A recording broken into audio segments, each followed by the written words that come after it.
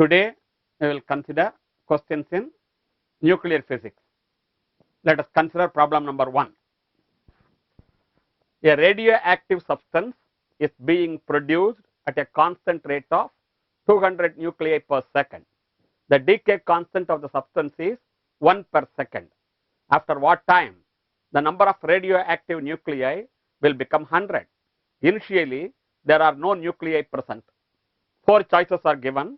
First choice 1 second, second choice 1 over log 2 second, third choice log 2 second, and fourth choice 2 seconds.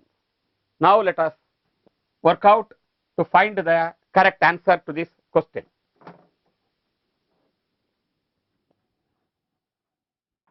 You know that dN by dt is minus lambda n. Strictly speaking, when 200 is produced, we should write dN by dt is equal to 200 minus lambda n. In other words, we can write dN by dt is equal to 200 minus lambda n leads to dN by 200 minus lambda n is equal to dt. Now we can integrate.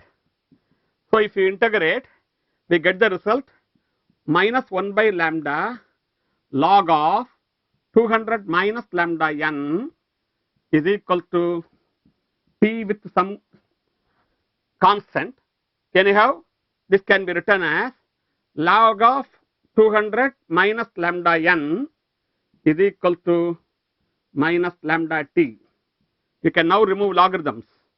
200 minus lambda n is equal to e power minus lambda t, or lambda n is equal to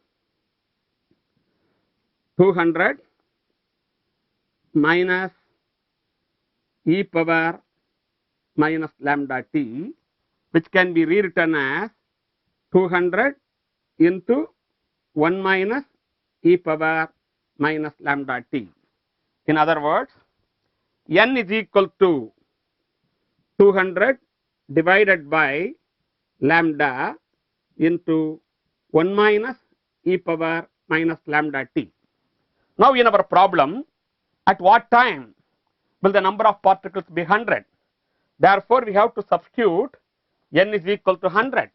So if you substitute n is equal to 100, we will get 100 is equal to 200 by lambda into 1 minus e power minus lambda t.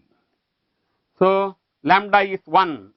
So if you just substitute 1 by 2 is equal to 1 minus e power lambda t is equal to 1 minus e power minus t.